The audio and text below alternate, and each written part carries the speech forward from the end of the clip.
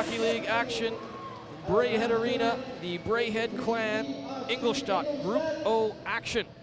The Clan looking for a magical win in front of a magnificent home crowd. And it looks like Tom Darnell will start us off.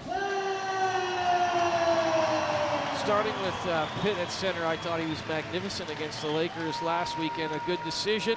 Pitter patter, let's get at her. We're underway in the Champions Hockey League. Gotts, straight away Gotts dumps it in. He was looking for Bruton. Pielmeyer's first touch there. Here's Pitt. Pitt working hard in there against Schopper. Schopper, a big body at 6'3". He won't back down, but it's Pitt now. Pitt comes out front, tries to tuck it in there short side.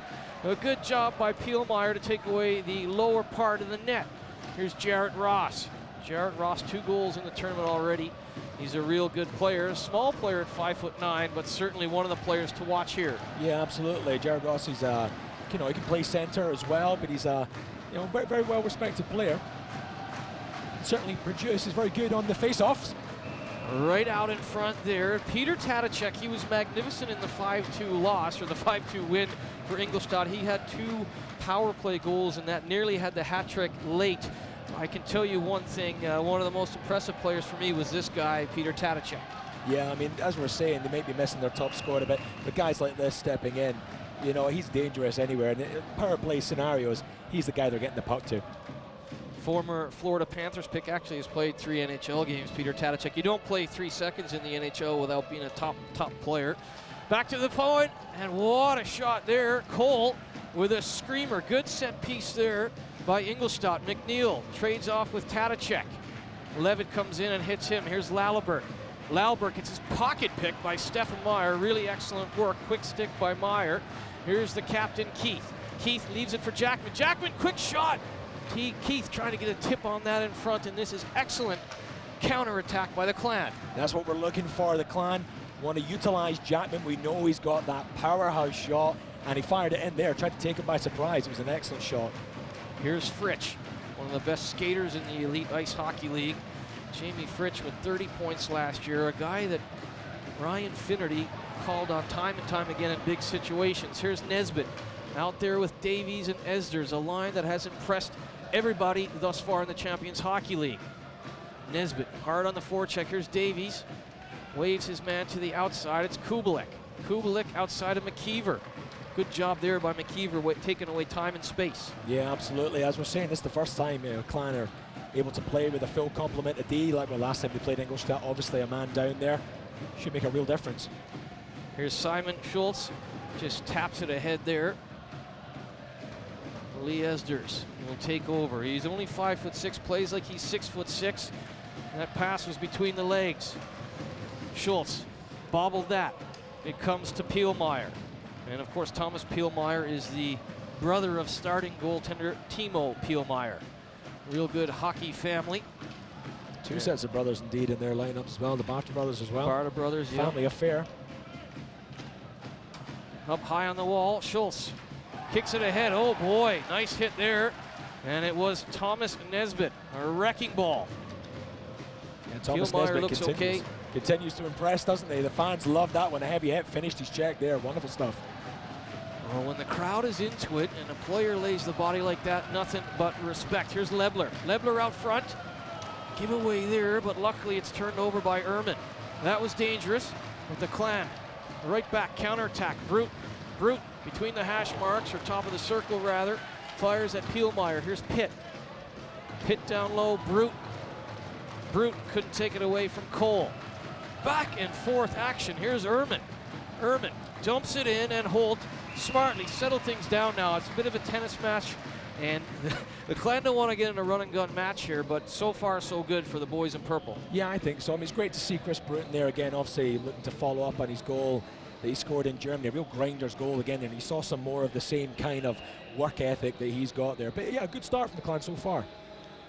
Tatacek and Keith, 2 former NHLers, and it has to be said, Matt Keith has been magnificent in this tournament. A goal to his credit, but he has been a real leader, and he's been on the ice for big situations throughout, as you'd expect. And here's his his biggest marks, you'd say. Lalibert out front! 1-0, and again, it's Tadicek. Yeah, puck just came loose there. Now Clan found themselves in all sorts of trouble. Wonderful finish. Chris Holt without much of a chance there at all. Well, Tadicek was a guy we kind of earmarked. We mentioned the 2 power play goals, or the 2 goals in the 5-2 win. And Emmanuel Vivros will indeed be happy with Peter Tadicek's goal, his 3rd goal of the tournament. But that was all Lalibert, who's the top point scorer thus far. And I mentioned that because that's a guy Keith would be keeping his eye on. I was about to say that. But right here, bounces off Lalibert as he's going to the net hard with Jackman. And that's, you know what, no one's done anything wrong there. It's just a good executed play, a good entry, and a good finish by Ingolstadt. Yeah, Chris Holt couldn't see much there. The screen working in full operation there, and then the puck just came loose and popped away. Tadicek, a 5-on-5 goal. And in that 5-2 win, Jerry, there was only 1 5-on-5 goal for Ingolstadt. 5-on-5, the Clan were really, really good against this DEL side. So interesting to see now a statement shift from the Clan, and here's Sullivan. Great confidence from Finnerty to put Sullivan on right away after a goal. Yeah, I mean, he's a young D man, but he's shaping up really well. I know the Clan extended his contract. They see him as a future Team GB player. And, you know, despite his size, you never see him getting bossed around. He's not afraid to mix it up either. He's fairly robust, maybe not the tallest guy, but right out there on a statement shift after a big goal from the opposition. Here's Patrick McNeil. McNeil bobbled that pit, jumped all over it, but it was Mark Schmidpeter. Pielmeyer sifts that ahead, and this is Barta, one of the Barta brothers. Back to the line. Kopchin, the captain. A wealth of experience, 710 DEL games for Kopchin. Brute ahead, oh, big hit there. Brooks and Wagner, but Brooks let that just bounce right off him. Yeah, not a problem for Brooks there. He knows all about the game at this speed and tempo. Didn't seem to cause him much of a problem. 14:50 to go, opening stanza. Ingolstadt 1, Braehead Clan no scorer. Tadicek his 3rd to open the scoring. Here's Ross. Ross, give and go. And Ross is really, really quick on the puck. Keep an eye on him. Ehrman down low for Lebler. Lebler to Schultz, shot in front, and again Ross. As I said, not a big guy, but mixing it up there in front, trying to take away the eyes of Chris Holt. Yeah, absolutely. We can see that from the start. They're really trying to block those lanes. Chris Holt can't see anything. That's a couple of times now. He'll be barking out orders to his D-men. Get that clear. Keith and Meyer. Keith backhand just up and over. It was actually a really good job by Kronthaler to get the stick in there in the shooting lane. Here's McKeever. McKeever smartly gains the red line, dumps it in as the Clan make changes. Yeah, you mentioned Matt Keith there before, and you saw again wonderful backhanded shot. I mean, he has everything to his game. I think sometimes some of the Clan fans don't realize just how much ice time he gets and how important he is.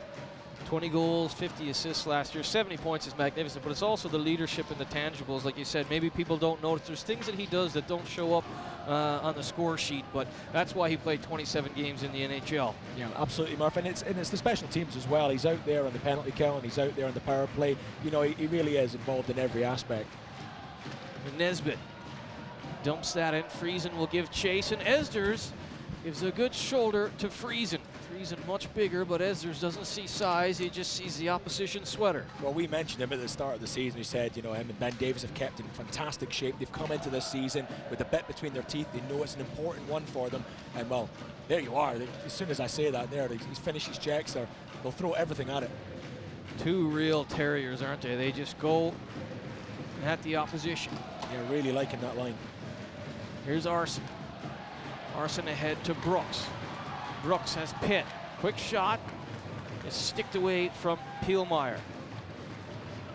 Good shift here from the Clan. Bruton out front, waiting something from Brooks. Unfortunately, it's back the other way with Barta and Kubelik. Kubelik takes a bump from Arson. Ahead for Bruton. Here's Brooks. Brooks being watched by Cole, but Brooks really quick on that 50-50 puck out front. Pitt shoots. Oh, what a save by Pielmeyer. A screamer from Pitt. You know, and that's the second time Brooks has done that. He knows where his teammates are. He's getting that backhanded pass right into the slot. And Pitt had time to pick his spot. Work out front. Oh, boy. What a chance. Magnificent stuff And the Clan coming right back. It was County. County. Not a lot of ice time either, but what a chance there from the young GB player. Yeah, I mean, the guy's in EPL, I'll tell you, he's a talent. And Harper as well, Tristan Harper, and County running amok out there with Pitt. Magnificent stuff from some of the fourth line. It's fantastic. I mean, we're just talking about that line there, Murphy. We're not sure how much ice time they're going to get tonight. And look at this, what a shift they've put out there. Harper and County running straight to the goal. Powerful stuff. I think it actually surprised the back end there for Ingolstadt. They weren't sure, how is this guy alone in front here? Magnificent stuff. Wagner got all tied up, and County and Harper both in incredible shape. And you know what, when you're a guy that's not going to get a lot of ice time, you have to be ready during the game. And here's a guy who's always ready. Stefan Meyer tries to turn and fire. Wagner took away his time and space. Here's Lebler. Lebler with a head of steam. Nice play by Sullivan there. He got turned inside out and made a great recovery. Yeah, I mean, you mentioned him before. He's not afraid to play at this level. He wants the chances, and he's getting them, and he's proven he can do it. Ross out front, and that's easily stopped. Ehrman didn't get all of that. Looked like he got a heel on it, but Sullivan with a really good active stick there. It's back and forth hockey. We're going to need the oxygen mask up here, Jerry. But I'm really impressed with Tristan Harper and County. Yeah, I mean, like you said, I think that did take them by surprise. They came on, they weren't expecting them to jump all over them like that. Jordan County, it was there right in the center, great positioning. Nottingham Panther last year, an assistant captain for GB under 20s, Jordan County, great shift there. And we'll have a look back. And this is the goal. I mean, Tadicek had a yawning cage there. The goalie is tracking the first puck. Holt, there's not much Holt could do. No, I mean, he swings the stick at it there, doesn't he? But it's more in desperation at the end. He was totally unsighted, and before he knows it, it's in the back of the net. You know, you ask your goalie to make the first save, and when it bounces to a guy like Tadicek, there's not much he could do. Tadicek is third. The opening salvo in this one, we mentioned Jordan County. Tristan Harper, 68 penalty minutes last year with the Braehead Clan. So you don't want him to go out and get a load of penalties, but 68 penalty minutes will tell you that Tristan Harper is not just a pretty face. He'll go out and bash bodies with the best of them, and he caused a turnover there. Absolutely. I mean, as you mentioned, we know they're in great shape, so they can keep up with the pace of the game. Just because they're considered to be fourth liners doesn't mean they're not going to go out there and really grind and cough up something there, as it happened. Stefan Meyer. Schultz tried to line him up. Meyer sidestepped that. Keith around Kromthaler. Here's Levitt.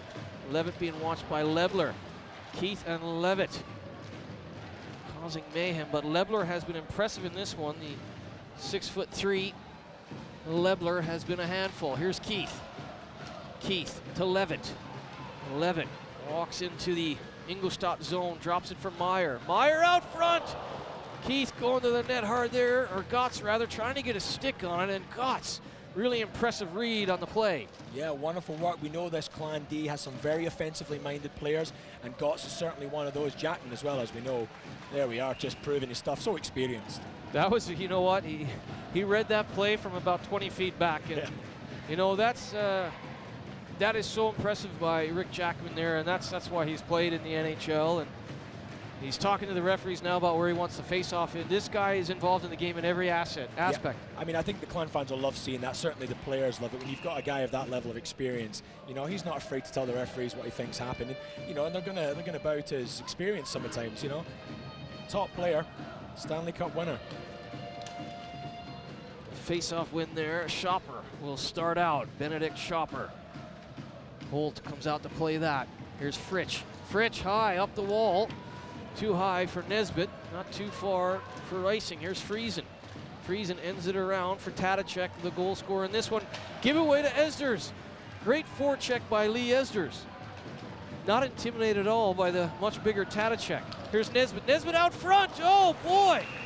Davies looking for the rebound.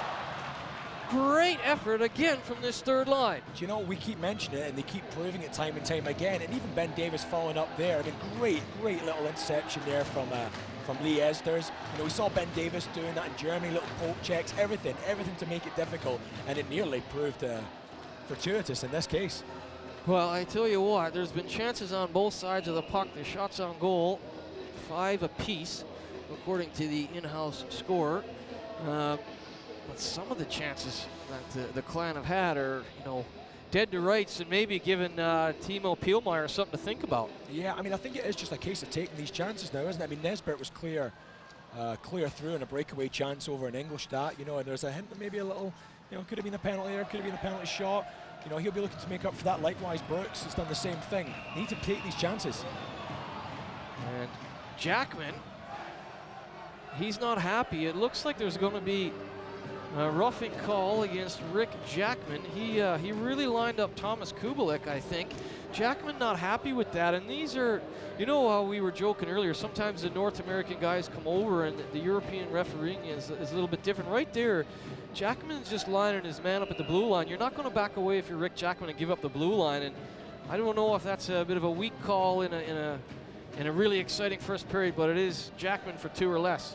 Well, there you are. It's certainly the first power play of the game there. Now, Rick Jackman is absolutely, well, he's not happy about that one at all. But Stefan Meyer said a similar thing, and Stefan's played in Europe as well. But he said, you know, I'm taking these penalties. You know, I had 8 minutes. You know, I've had 10 minutes all season. Year, yeah. You know? So yeah, I think they might find it hard, but they've got to settle in. They've got to play to what the officials are doing. It is Jackman. He wasn't happy. Here's Cole. First power play of the game.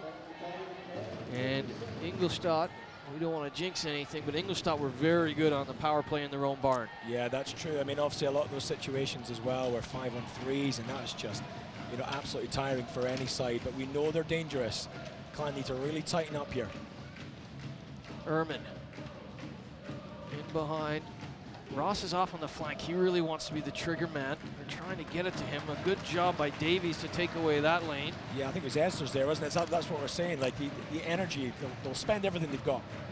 Yeah, it was Esdras on the far side, but Davies was in front of Ross. He wasn't letting anything come through there. I like the intensity of both guys. And Davies goes in hard on Ross. Well, let's see, is Ross going to go? Maybe a little bit of, not a makeup call, shall we say, but with Jackman in the box, it looks like it's now going to be Ross to even things up at 4-on-4. Well, this could be a real chance for Clan here now. Both teams with a man in the box. Well, and it's going to be about a minute and change on the 4-on-4, so it's going to be a power play, a little less than a minute on the power play for the Clan on the back end of that. Ross in the box for roughing, and Jackman in the box as well. It's 1-0 Ingolstadt.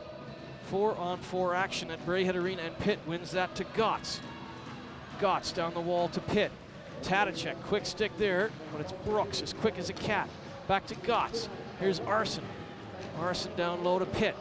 Pitt trying to go backdoor to Gotts, and Gotts has had some jump in this opening 20, trying to go backdoor right in front of Pielmeyer. Good stick there by Tadicek. And Kopchen. Patrick Kopchen, the captain. Here's Pitt. Pitt, quick shot. Up high, and Pielmeyer seemed to have difficulty there as Pitt tried to use Wagner as a screen. Here's Wagner to Tadicek. 7:50 to go, opening stanza.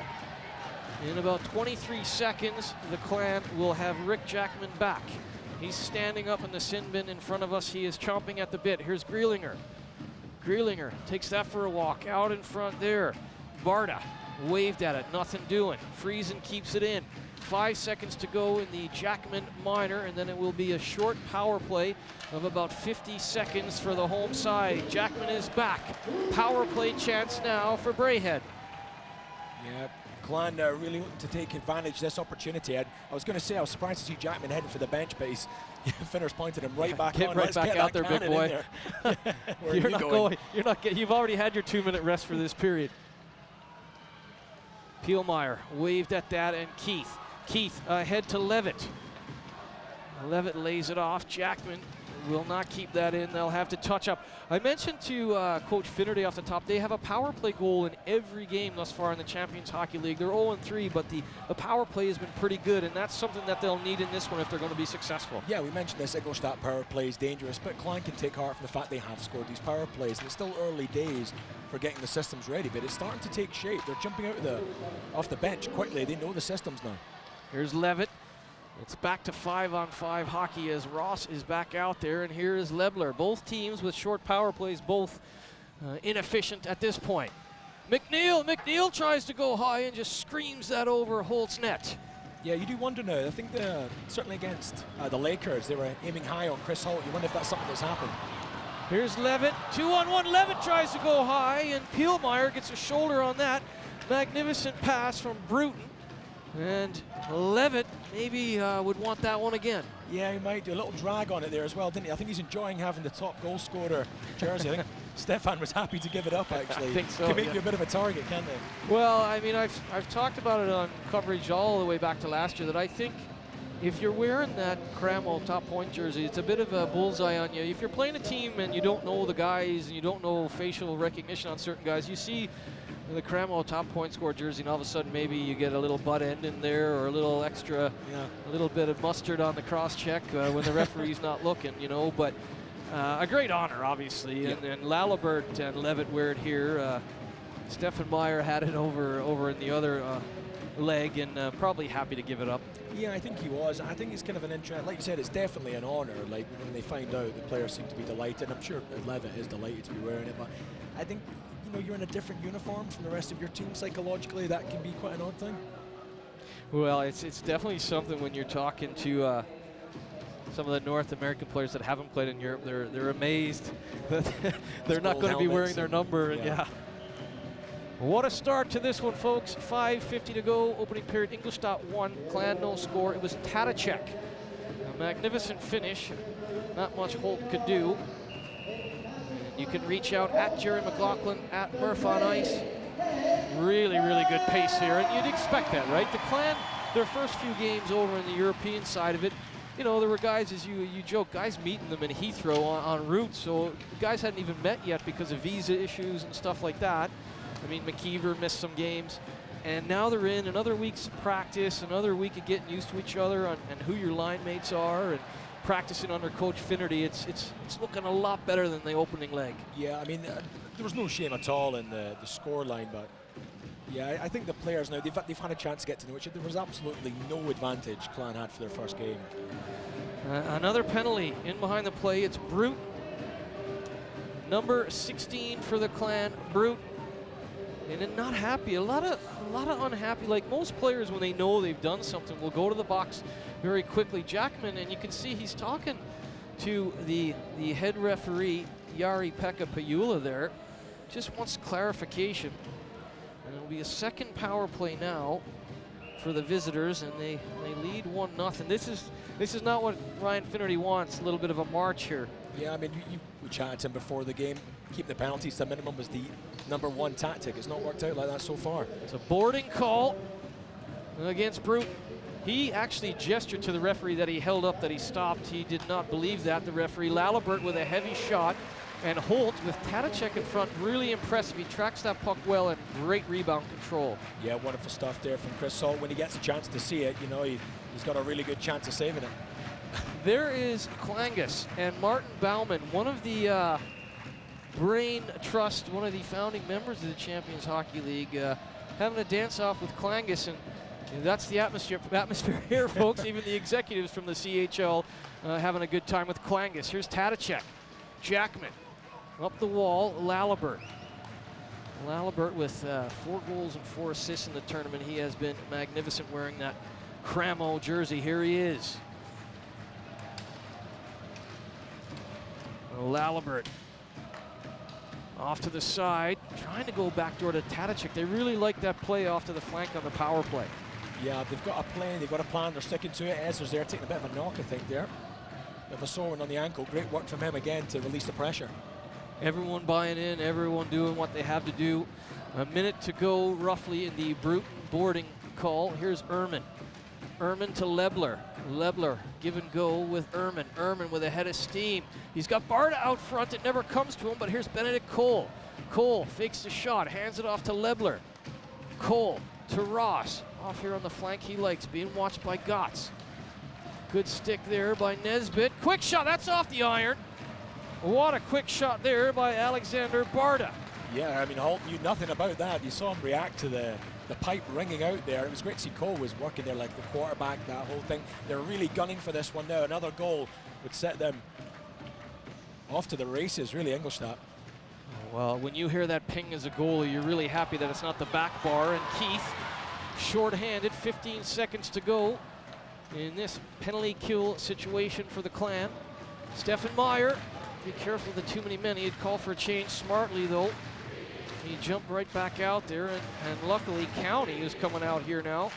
It didn't come over to give them a too many men situation. Brute absolutely lays Pielmeyer out, comes out of the box and lowers the boom. Friesen, quick shot, and again, good rebound control from Holt. But how about Bruton? He has a boarding call, steps out of the box and absolutely steamrolls Pielmeyer. Yeah, I mean, listen to the atmosphere after that one. The Clan fans were looking to see a reaction, and that's what you want to see, a player coming right out. Some of the saves, that's the shot by Friesen right after. I tell you what, I mean, the Clan aren't given any centimeter, let alone a foot here in this opening 20 minutes in their own barn. Well, the physical side of the game, they know they can do. They know they can match this team physically. Kubalik working down low, 3:05 to go, first period. Pitt ties up his man, Alexander Barta, who actually hit the pipe on that last power play, but you know what? They don't count when they go off the bar. Here's Friesen. Friesen takes his time, winds it up. Less than 3 minutes to go. Grealinger. 7-6 the shots on goal in favor of Ingolstadt. It's been a very, very even start to this one, Jerry. Yeah, I mean, Clan will be disappointed to be 1-0 down. As you said, they've got the opportunities, but Ingolstadt have really come at them and been deadly when the chance was presented. Clan have had lots and lots of chances, though. They'll take heart from that. Ben Davies versus Ross to the left of Holt. Good job by Davies, but Ross jumps through the set piece.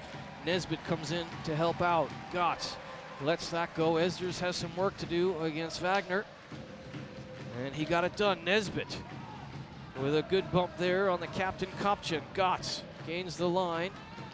Smart play by Gotts. He wanted to get rid of it, but he didn't want an icing call. Here's Ross. Really good wheels. Ross and Lebler, dangerous. Really impressive is number 7, Lebler. Nesbitt, chance on a partial breakaway there. Pielmeyer played that really awkwardly there, and that was a troubling moment for Ingolstadt, but they got away with it. I think Nesbitt made it really difficult for him, made him make the decisions there, made him feel awkward. Take away that confidence. Great work from Thomas Nesbitt. No doubt Nesbitt had some choice words for him as he was barreling in on him. Here's Tadacek, the lone marksman in this first period. Tadacek back to Kronthaler. Kronthaler to Schultz. Elsner. Tadacek and Fritsch. A good battle there, and Fritsch wins it. Lalibert came in there, and Fritsch heard the steps at the last second. Stefan Meyer for Levitt. Levitt has Keith driving to the net, goes to Fritsch. Fritsch shoots! Bobble there by Pielmeyer, but a magnificent opportunity for Jamie Fritsch. And it continues, the pressure. Stefan Meyer in hard on Schultz. Keith, and Keith is going to go, and he's not happy. It's a cross check against the captain, Keith. He has some strong words now, as does Stefan Meyer, for, you know what, they want to be careful of that afters. They're trying to get at Bjorn Barda, and the referees are not going to have any of that. Keith is saying it's a dive, but it's a cross-checking call against Matt Keith, and a third opportunity on the power play for Ingolstadt. Well, as you know, Murph, there's no bigger slur you can give against a hockey player than to accuse him of diving there, and that's why Stefan Meyer was furious at that. This isn't going to plan so far for Clan. We're talking to Ryan Finnerty. He doesn't want to take these penalties, and here we are again now with a kind of a third opportunity for Ingolstadt to go at it again with just a little over a minute to go. It could be argued that the Jackman call was a weak call. In the scrum along the wall there, certainly it looked like Barda maybe took a tumble, but whenever you use your stick on someone's back, it's maybe an easier call. Well, I didn't like the Jackman call, but look, you've got to play the situation and the cards in front of you. And right now, it's a big penalty kill for the Clan. Here's Ross. Ross to Ehrman. Ehrman will hold up. Less than a minute to go. First period. Here's Benedict Cole. He's been magnificent, as you so rightly said, Jerry, quarterbacking the power play. But right there, an excellent play by Ben Davies. Yeah, look at this work from Ben Davies. Fantastic. He takes a tumble there. No call. The crowd wanted an interference call And Pajula right there lets them play on, and he's got 3,600 Braehead fans incensed because they felt Ben Davies, and I think rightly so, was going to the net and was interfered with, and Jackman is giving an earful to Darnell there as well. But Pajula, let's have a look. Yeah, well, I that mean, doesn't look good, does it? And then it's maybe that's textbook. When you see the numbers, you're supposed to hold up. So there's 2 calls there that could have been made, but look, neither you or I are referees at this level, and the 3,600 referees in the stands they weren't going to get a call. The power play continues for Ingolstadt. 1:15. This will carry over. There's 25 seconds to go in the opening period. Tadacek to McNeil. McNeil to Grealinger. Back to McNeil. McNeil into the skates of Tadacek. Backdoor to Grealinger. Grealinger shoots, whistles that one wide with just 10 seconds to go. And Pielmeyer will come out and touch up there. Here's McNeil. He knows there's not much time left, looks up, and that'll do it on what was a magnificent 20 minutes here at the Braehead Arena.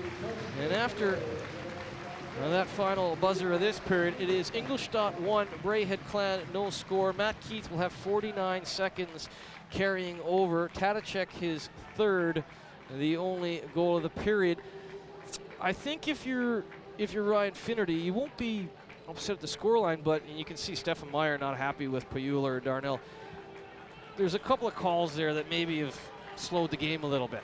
Yeah, I mean, I think, well, let's be honest, it's not gone according to plan for Braehead Clan. There's been several penalties here that they wouldn't have wanted. That was exactly the kind of thing they wanted to avoid. You know, they're going in a goal down here now, but there's definitely a little bit, I don't want to see sort of gamesmanship as such, but Ingolstadt have come in with a game plan, and it looks like they're executing it. Well, and Tadacek came in here. He'd already lit up the Clan in his own barn. No surprise that he gets on the score sheet here. It was his 3rd.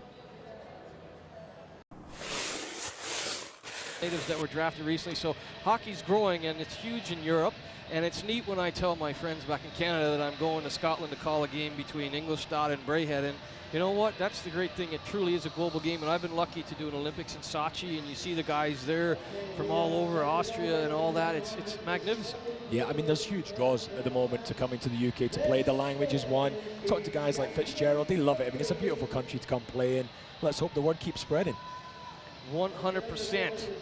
A big shout out. Karen Clark wants to wish a happy birthday to Lennon Clark. He's 10 today, enjoying the Clan. Happy 10th, Lennon, from everyone here at Premier Sports. Second period action underway. 45 seconds to go in the Matt Keith cross-checking minor. Here's Lalibert. Lalibert to Tadacek. Tadacek on that fresh ice. Always an advantage when a power play carries over like that, because you got the fresh cut after the Zamboni, and guys will want to make that backdoor pass. But right there, an excellent play. Arson dumps it down, and McNeil will have to start over for Ingolstadt. Yeah, I mean, coaches love that one. It gives them an opportunity to come in, chat with their team, and get a play ready. And if, well, you can see it now, Ingolstadt have burst out. Lalibert outside of Gotts. Gotts got a little bit of a touch on him last minute. Here's Nesbitt. Stefan Meyer, who we said, if they're going to get back into this one, and the crowd, if you're listening, they're saying they will get back into it. Meyer will have a part to play. Matt Keith out of the box, 0 for 3 on the power play, or Ingolstadt. Now that's a good sign for Ryan Finnerty and the special teams, because they've given up some power play goals right here. Perfect 3 kills. Yep.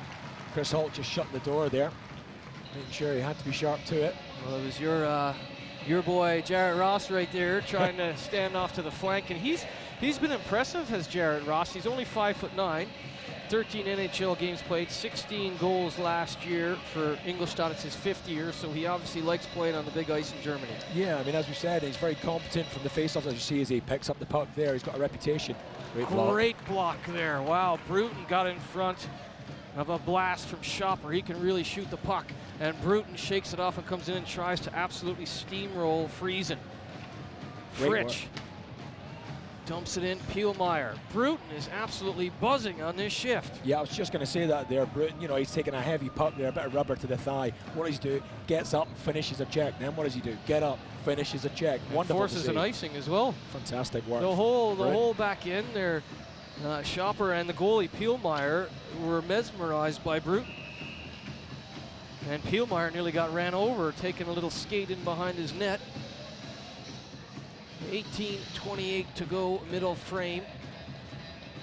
Keith versus Ross. And Ross, as you quite rightly pointed out, an expert face-off man. Here's Ehrman. Gonna come back. Well, you were impressed by Ross in the first period. Anyone else that stood out for you on both sides? Well, I mean, Pielmeyer as well. We just saw it there, thinking very quickly, the goaltender there, looked for an opportunity. And I mean, much in the same way you see from Chris Holt as well. He's not afraid to hold on a little longer to that rubber, release it, and then, you know, that's where you get your turnovers. That's where you get your goals. That's how you take people by surprise. Drawing guys in and trying to create something odd man the other way. And you know what? Timo Pielmeyer, he was a former San Jose Sharks pick way back in, he was 83rd in 08, I believe. Here's Levitt. Levitt to Keith. Pulls that through the crease. Keith giving chase there. Ehrman with a head of steam to Friesen. Friesen to Lebler. Lebler impressed me in that first period. Seems to be able to have the puck on a string whenever he wants it. Certainly a big body as well is Lebler at 6'3". Here's Meyer. Meyer shoots. Rebound bobbled. Levitt took a swat at that. Might have been a swat with a high stick, but excellent pressure from Stefan Meyer and Levitt. Yeah, it looked a little high, but the officials waved it on. Wonderful work, great pressure. Stefan Meyer, really with all he created that one there, saw an opportunity, fired it in. Great to see Levitt following in as well. No such thing as a bad shot. Here's Schmidt-Peter tries to go high. And we saw Barta hit the iron up high in that first period on a power play. Schmidt-Peter trying to go top shelf there. Here's Levitt. Levitt and Kopchen battling. Here's Holt. Plays the puck well. Unfortunately, Nesbitt was just a step behind. Here's Davies. Davies to Sullivan. Barta tried to take down Davies. Yeah. And Davies skates away, but had a word there with Pajula, the Finnish referee. Well, Davies developed this reputation now as an agitator as well, adding this extra side to his game. He's physical, as we said. We know he's very, very fit. He might not be very tall, but he's certainly in good shape. Yeah, he really worked hard this offseason and looks chiseled. Here's Barta. Barta to Grealinger. Fritsch plays that ahead for Davies, and Davies with a big hit on Schultz. Oh boy, Simon Schultz will remember Ben Davies on this shift. Esder's ahead for Davies again. Magnificent work from Davies. He's got Jackman over on the left side, couldn't get it out. Looks over at Tom Darnell, no call coming, got all tangled up there with Kronthaler. And Stefan Meyer, or Nesbitt rather, ahead for Gotts. Gotts for Esders, had that in his feet. Giveaway, here's Pitt. Pitt with a chance out front for Esders. Nesbitt follows up. Pielmeyer was absolutely scrambling in there. Schultz trying to regroup, but the Clan putting the foot down here. Bounces out front, and Pielmeyer will be happy to hold on to that and get a face-off. Excellent shift by the Clan. A worried man there, wasn't he? He was flustered then. I thought he almost kicked the goals off the pegs there for a moment. He just readjusted them. Schultz coughs it up to Pitt, and luckily for Schultz, Pitt was just behind him. Yeah, a real opportunity. Put it into that danger zone there. Look at Pielmeyer. Doesn't know where it is for a moment or two. Happy to smother it a few seconds later. Nesbitt not afraid to go to that greasy area in the crease where you know you're going to get a chop or a cross check. An impressive shift by Nesbitt. Here's Gotts. Gotts to Brooks. Knocked down there by Elsner. Elsner to Lalibert. Lalibert tries to go inside out on a bouncing puck with Arson, but Arson didn't buy it. Arson working hard there against Lalibert. Arson does a really good job there, enabling Pitt to come away for the Clan. Brendan Brooks pulls up outside of McNeil, drops it in for Pitt. Pitt had a power play goal against the Lakers last week, and Arson, dangerous moment there with Lalibert, but Gotts bails him out. Pitt. A nice pass from Bruton. Bruton going hard to the net again, just bounces over his blade. And Lebler, steady as always to Ross, knifed that towards Holt and paddled that aside. Looks like the net has come off the right mooring in behind Holt, which was problematic a couple of times last Saturday. Yeah, it did. It seemed to be a bit of a problem there before. We saw a similar problem out in Ingolstadt as well, I seem to remember. Have a look at the replay there. Well, there was Davies. He got all tied up with Barta, and Barta, again, took a little swat at him there, and Pajula said, no way. Well, we've got to watch Ryan Finney, as we said. We won't be taking any of these penalties, you know, and so far so good on that count in this period. Ben Davies has got to watch. Great, though, to see that grit from him. Really great. Well, that was actually good discipline, because right before that, Barta gave him a little bit of a shot again, so he basically ignored two sort of goads into a situation. So great maturity by Ben Davies there. And a face-off to the left of Holt. Levitt couldn't get that. And it will be Ehrman in for Ross. Ross back to Friesen. Friesen dumps it in. Lebler and Ehrman and Ross really buzzing that trio for Ingolstadt. Here's Levitt. Levitt for Keith. Keith does a really good job on Friesen and gets the puck to the line no further, but now it'll be Sullivan for Levitt. Levitt and Stefan Meyer. Keith trying to get in there back door as well, and Keith takes a run at Friesen. Keith has come out in this second period with some serious jump in his legs after sitting that cross-checking Marner. He's got a bit of a burr in his saddle. Yeah, well, he won't like taking penalties either. He's not someone that sits there very often, so he's come out looking to make up for that one. McKeever looked like he had Levitt and Jackman open there, just maybe a little bit of timing off there, but McKeever with the right idea. Here's Fritsch trying to stand up there for Kubelik. Kubelik out front. Grealinger waved at it. Kubelik with a hit there. Fans didn't like it. Nesbitt didn't mind and will just skate away, and it looks like it's an elbowing call against Kubelik, and that will make the Purple Army very happy, as it will be number 81, Thomas Kubelik, for elbowing. Yeah, I think the Clan fans happy with that one. They feel, as you mentioned before, Ben Davies, you know, being mature, not biting so much.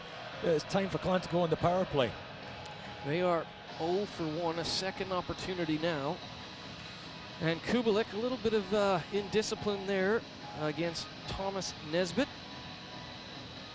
Nesbitt, 13 goals in the East Coast League last year for Elmira, but got under the skin of Kubelik there a little bit, and you know what?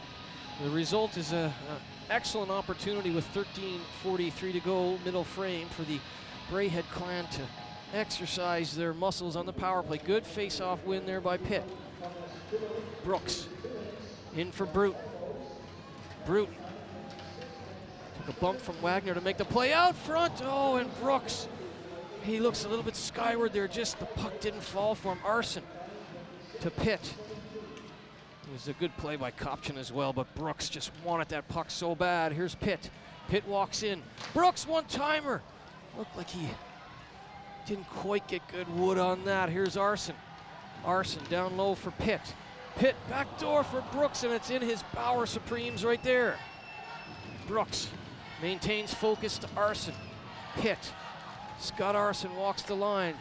Brooks to Bruton. Bruton shoots! Oh, good save by Timo Pielmeyer, but a magnificent chance for the Braehead Clan on this power play. Bruton with a good shot. I mean, that was fantastic. That's much more like the Clan we want to see, passing the puck around there like it insulted them. You know, it was flying around there, creating the opportunity. Brooks creating all kinds of space. Wonderful stuff. And still a minute 13 to go, and no surprise to see Jackman out here now. As you look at the chance by Bruton, Pielmeyer stays with it. Face off, a good job again by the Clan. Two good face-off wins now in the offensive zone on the power play, and this is the guy that can really shoot it. Jackman screams that through. Friesen and Schopper trying to get out of the way so Pielmeyer could see it. He was deflected wide. Here's Meyer to Levitt. Levitt back, and Jackman smartly, he doesn't bite. Schmid-Peter will come away. Schmid-Peter, quick shot, shoulder to side by Holt. Jackman, good job there on Schmid-Peter, and Keith is away. 35 seconds to go, man advantage, Braehead Clan. Keith reverses it for Meyer.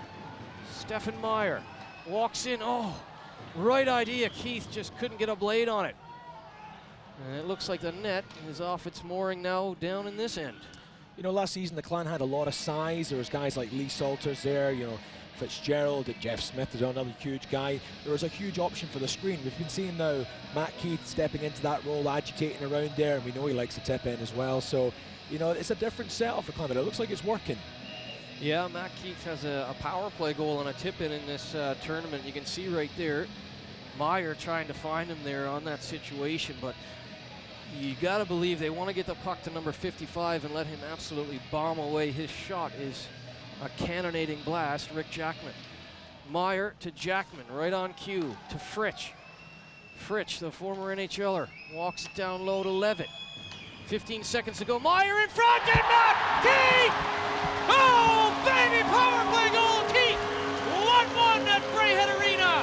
Oh, Captain Keith, well, what did we say? We were just talking about him. We were just waxing lyrical about him. We know what he can do, and he leads like a leader. Captain Keith puts that one away, providing that screen, agitating. You knew they were working it. That was the plan, and the play comes off. 1-1. Magnificent stuff, and that is 4 power play goals in 4 games for the Braehead clan. The systems are really coming together. Yeah, I mean, as you said it, you know, Clan know they can score in the power play. They know they can live with this team, and it's just worked to perfection here. Look at that. Great stuff from Captain Keith, and look how much it means to them. Well, and Stefan Meyer and Levitt will get assists on that as well. And for Levitt, I believe that's 5 assists in the tournament. But that is a second power play goal for Captain Keith. He has been magnificent, what you'd expect of a former NHLer. 1-1, folks, buckle up. The arena is rocking in Braehead. Here's Sullivan. Esders with a hit on Lalibert.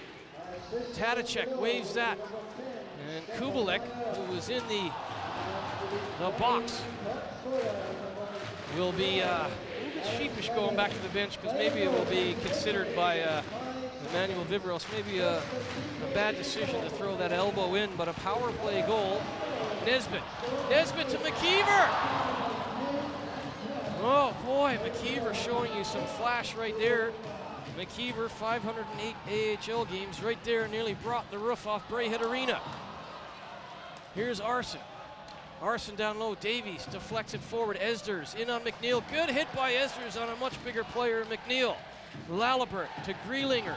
And right now Ingolstadt reeling a little bit. A quick shot there by Cole, patted away by Chris Holt. Here comes Davies. The noise is deafening in here. Nesbitt, quick shot, Pielmeyer. Makes a good save there, a situational save. Ingolstadt know that Braehead are really feeling it now. Here's Nesbitt. He gets dispossessed by Alexander Barda. Barda dumps it in. Holt plays it into the left corner. Kubalik, who was indeed in the box for that Keith goal, will try and atone. And unfortunately, he's dispossessed. Heavy hit there. In behind the play. Here's Brooks. Brooks! Oh, baby, Brandon Brooks! 2-1 Clan! The former Ingolstadt man returns to haunt them. We thought that might happen. A lot of their fans didn't want him to leave, and you can see why. Wonderful hands, and he puts it away so coolly. Top level stuff. That's what the fans want to see, and what is this atmosphere like now, Mark? Well, I wish I could hear you, Jerry. No, it's deafening in here, but watch Pitt. Head up the whole way. Scott Pitt. He knows he's got Brooks there. Forehand, backhand. Good night. That is a cool finish, and as you said, Scott Pitt there picked the pass out to perfection. Brooks took it in his stride and popped it away. Wonderful stuff. 2-1. Wow, 10:07 to go. Middle frame. Clan 2, Ingolstadt 1. Pitt, as cool as you like. There was a fracas in on that left half wall. Bodies down like bowling pins, but Pitt and Brooks went away 2-on-1, and thank you very much. Yeah, great decision from the officials there as well. Clan, well, they're at top of the world right now. Oh, Levitt ahead for Keith, nearly sprung on the breakaway, and it is, as Jerry said, deafening in the Braehead Arena. Here's Ehrman. Ehrman jumps through Fritsch, but Fritsch doesn't give up on it. Good hustle by Fritsch. You can feel the electricity up here in the commentary box. The Purple Army, the Section N Purple Army, absolutely came out of their seats. Here's Keith. Keith for Levitt. Levitt shoots. Meyer, Stefan Meyer takes a high stick after a save, and it looks like Wagner's stick came up Meyer went down hard, but oh, did he have a magnificent opportunity. Yeah, I didn't look intentional that. Just think it seemed to be where the stick happened to be positioned, but it does look like a sore one. Stefan Meyer not a man to stay down too long, so it's obviously taking a real bit of a smarting there. He's back, almost back on his skates now. Let's have a look at this. Here's the goal. Cool as you like. Wow, what a finish by Brandon Brooks. It's going to be number 5, Wagner, a high stick. Fabio Wagner. A 2-minute minor and another chance on the power play for the Braehead clan. They are 1 for 2 with the man advantage. And Wagner got his stick up on Stefan Meyer. Now, as you said, Meyer doesn't go down very often, so the stick came up. It wasn't intentional, I don't think. Yeah. But you have to be in control of your twig at all times out there. Absolutely, yeah, it's still a penalty regardless. And Clan have a real opportunity again here now. I mean, you can't say enough. The atmosphere in here is absolutely electric. The Ingolstadt fans as well doing their bit. The Clan fans are loving this one. There's a real sense of expectation here now, and the Clan players having a real debate, planning this one out. They know it's a chance. They know they can do it. Number 5, Wagner, will sit for 2 or less. Ingolstadt playing with a little bit of fire now as the Clan have that belief. They were down 1-0 after 20 minutes and have stormed back with 2 unanswered here. Another chance with the man advantage. Barta can't get that draw. A magnificent effort by Pitt in the face-off dot. Here's Brooks. Brooks down low. Pitt back door. Here's a chance out front for Gotts. Gotts follows that up. The Clan really buzzing now, and Ingolstadt can't clear. Here's Bruton to Pitt.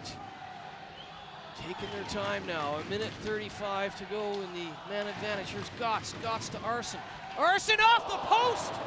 He had the goalie beat, and it's Marco Eisenhut. That was a quick change there in the goal.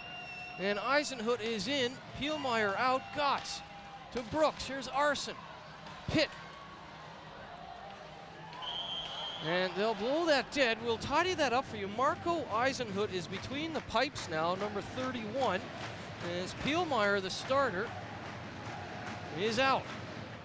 Yeah, really interesting decision there, Murph. Regardless if it was between the pipes, they were caught out then by some quick thinking from Scott Arson. Also some wonderful thinking from his namesake, Scotty Pitt, for such a panache to play that pass back into the slot. Couldn't quite make the most of it, but really lovely, flary stuff from Braehead Clan. Eisenhut in there, and he has to thank that post in behind him because Scott Arson had Marco Eisenhut beat clean.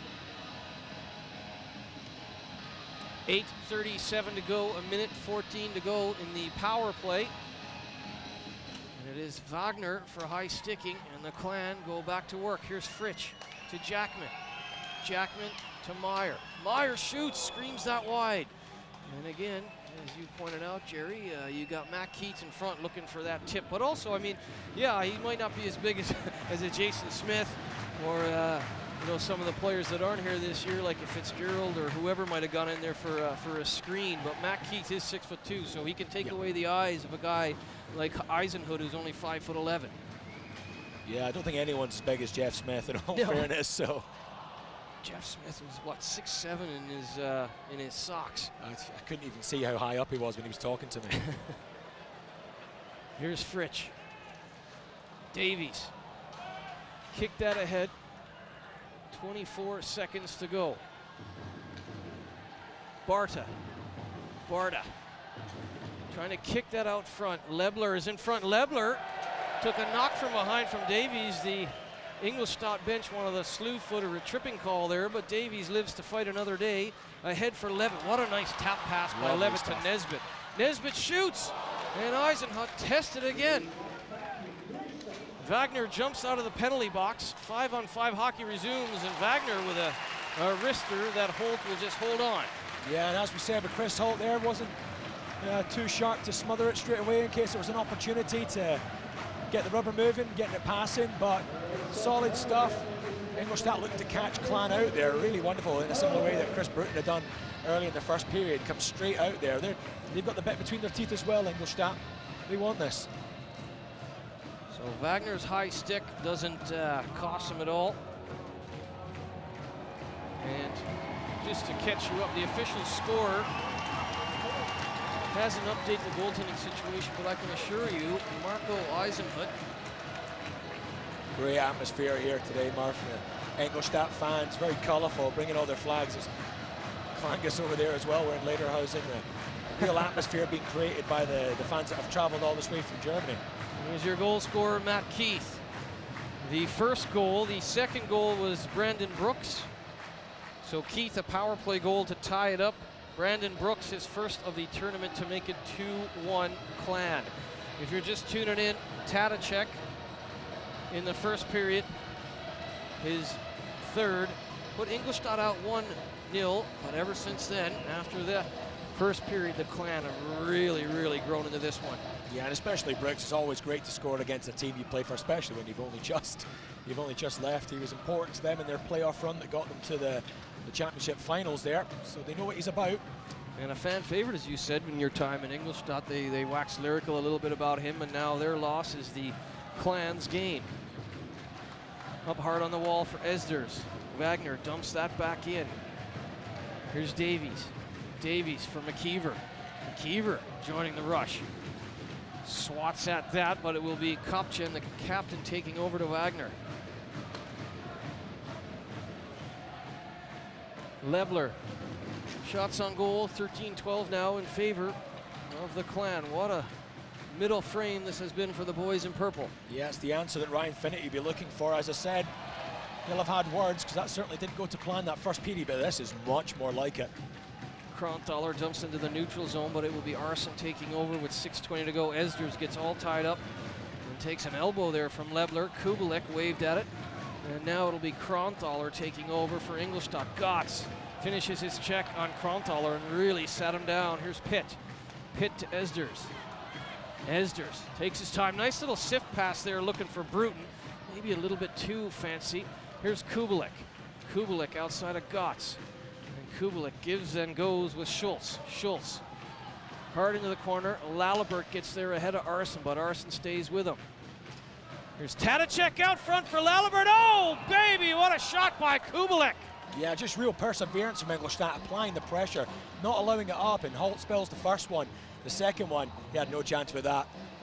Thomas Kubelik, his second goal of this Champions Hockey League. A lot of pressure down low right there, and as you said, Holt makes the first save, but Thomas Kubelik, who was in the penalty box for Brooks' goal, a little bit of atonement right there. Yeah, that's going to feel sweet for him there. He's coming back out and putting his imprint on the game. He was sharp on it. The first one, as I say there, spells the second one now. Great save on the Lalibert chance there by Holt, but once he made that save, Kubelik was all over. Much like Tadacek, Holt makes the first save and the puck is sitting there within 10 feet of the crease. There's not much you can do against the like a Tadacek or Kubelik. Kubelik's second ties this one at 2 apiece. 5:31 to go. Aaron Murphy, Jerry McLaughlin on your home for hockey. Premier Sports at Murph on Ice, at Jerry McLaughlin, at Premier Sports TV. Hope you're enjoying this one. It has, as it was billed, it has lived up to that hype. Yeah, I mean, obviously that's what the fans love seeing the goals. They've seen that two teams going hard at it. You know, people have mentioned obviously Clan can't progress now into this second stage, but it's still important to the Elite League. There'll be fans all around the country hoping for a result here. When the Panthers managed to do it last year against the Freezers, it was really important for the Elite League. Have a look at that Kubelik goal again, Jerry. I mean, it's not on his stick for the blink of an eye. He puts it up high, and it was, as I said, a magnificent shot. Yeah, he didn't need to be asked twice. A great first save, as you say, and then that's just fantastic finishing. Jumps on it. We've had it all in this one. Timo Pielmeyer, the regular starter, started this game, and it 2 quick goals ended his night.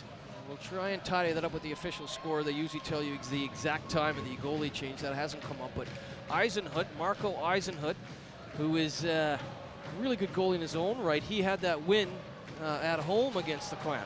Yeah, absolutely. I mean, talking to some of the officials in Ingolstadt as well, they really rate him. They say, look, you know, he's not the first choice goalie, but they know he's good. There's not a huge jump between those two goaltenders. And here is the brother of Timo Pielmeyer, Thomas Pielmeyer. High stick on Stefan Meyer by Pielmeyer. And we're going to have another power play. It's going to be number 50, Thomas Pielmeyer, a high sticking call. Yeah, he's been in for some rough treatment, Stefan Meyer, tonight. Another high stick to the face for him. Still carried That's on two there. now. Yeah. You know what, though? If they Stefan. can He's get earning another it. power play goal, he'll take that all night long, Stefan Meyer. Yeah, he's a real team player, and he's another guy that's come back into the team this season, looking in great shape as well, looking really solid. You see him alongside Captain Keith there. They're both 6'2" players. You might not see it, but they're tall, big guys. Tougher than they're given credit for as well. It's a fourth chance on the power play now. Deep in Ingolstadt. And Pitt has been really good in the offensive zone, especially on the power play chances. A magnificent job in the face-off dot there. Here's Bruton. Bruton and Brooks. Little exchange there to Pitt. Pitt to Arson. Arson to Pitt. Pitt, and a deflection by Bruton just over the bar. Eisenhut waved at it. A magnificent chance and the right idea by the Braehead clan. 1:35 to go in this power play. 3:55 to go in the second period. Clan 2, Ingolstadt 2. Pitt trying to get it out front to Bruton. He'll reverse it for Arson. Arson's such a great skater. 38 assists last year. Likes to dish the puck, but Arson can shoot as well. And here's Pitt. Pitt to Brooks. Out front for Pitt, just in his skates, but what a magnificent opportunity. Still plenty of time to go on the power play as Arson has to retreat. Gotts goes D to D back to Arson. Brooks wants it, waves at it. The puck was just too far ahead of him. They'll get reinforcements over the boards. Keith out there now with Stefan Meyer and Levitt. Jackman and Fritsch on the back end. Here's Lalibert. Lalibert out front for Tadicek, shorthanded. Tadicek with an open net hits the side of the cage. Troubling moment there, but Stefan Meyer will skate it out. Oh boy, did the clan dodge a bullet there. Wow, wonderful work there. The goaltender and his D teaming up there just to throw everything at it, and they did just enough to push that shot wide. Fritsch with a screamer, and Marco Eisenhut will glove that, but Tadicek, who had the opening goal in the first period, usually lights out, hits the side of the cage here. Yeah, well, we know he can finish from here as well. He'll be expecting it. Just holds on to it that moment too long, and Jackman does everything. Jackman did everything right there to really throw him off, as did Holt.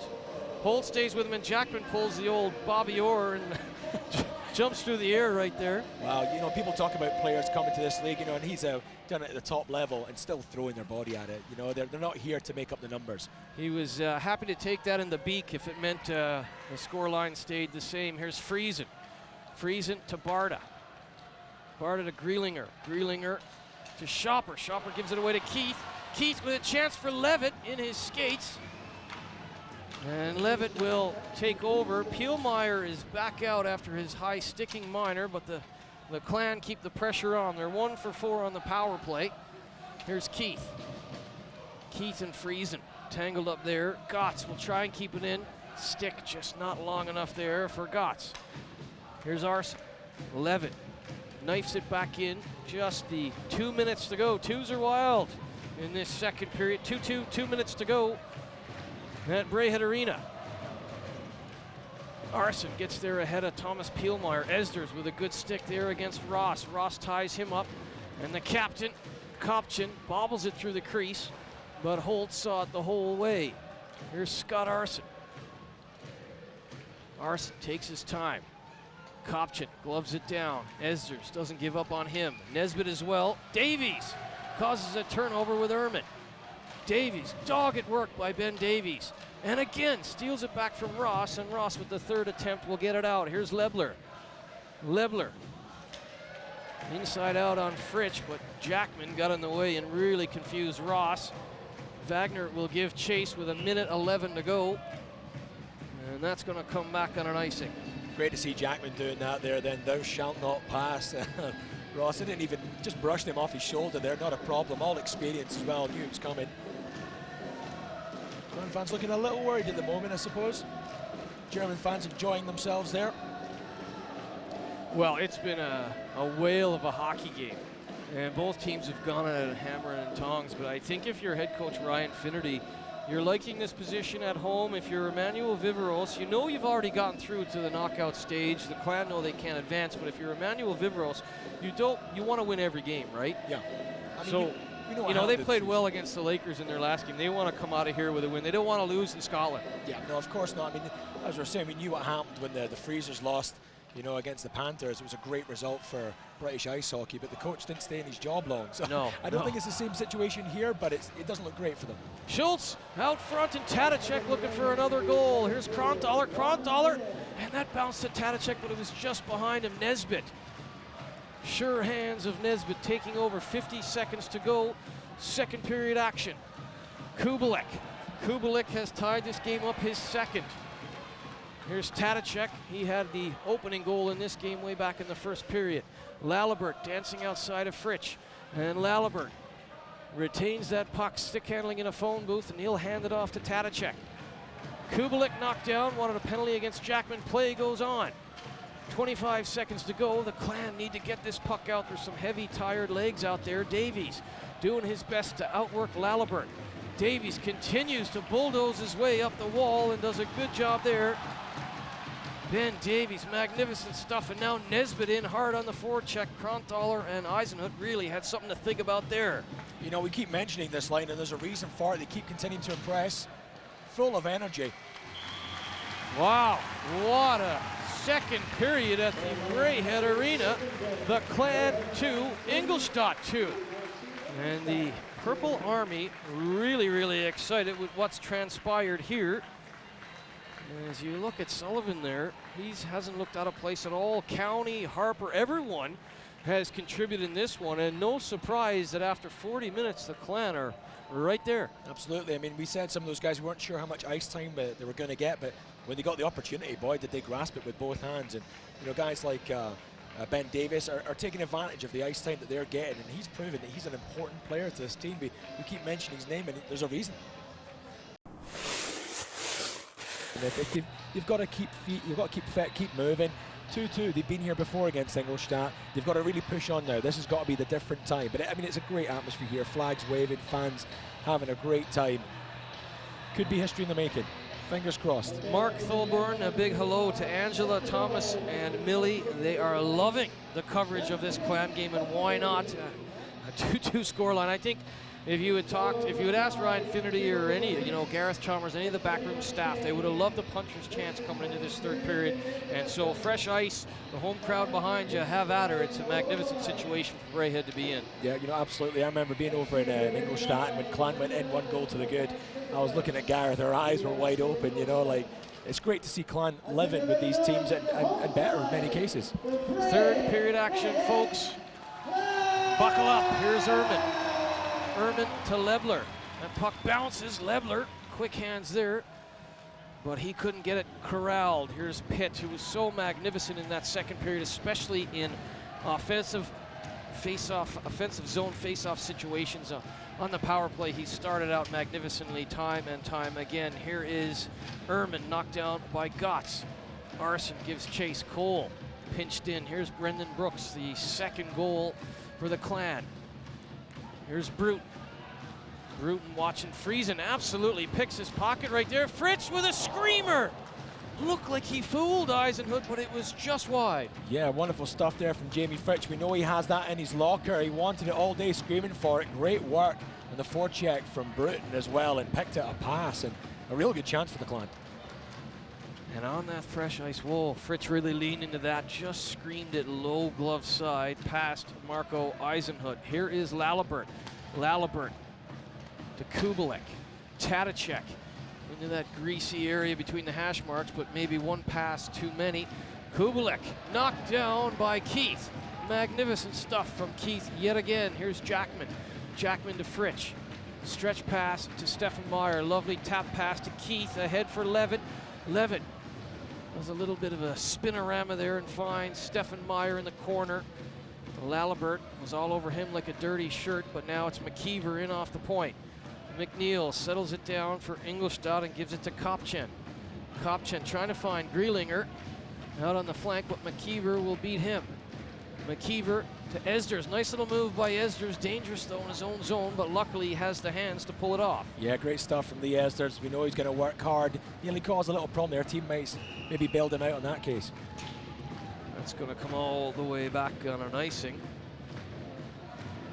As the drums, the flags, the atmosphere, absolutely phenomenal. If you haven't been to a game at Braehead Arena, if you haven't been to an elite ice hockey league game, wherever your closest barn is, get down, buy a ticket, support the elite league, look at the Clan and the Steelers, what they've done thus far against some of the best in Europe. And of course, we mentioned the Steelers game coming up after the Clan game here.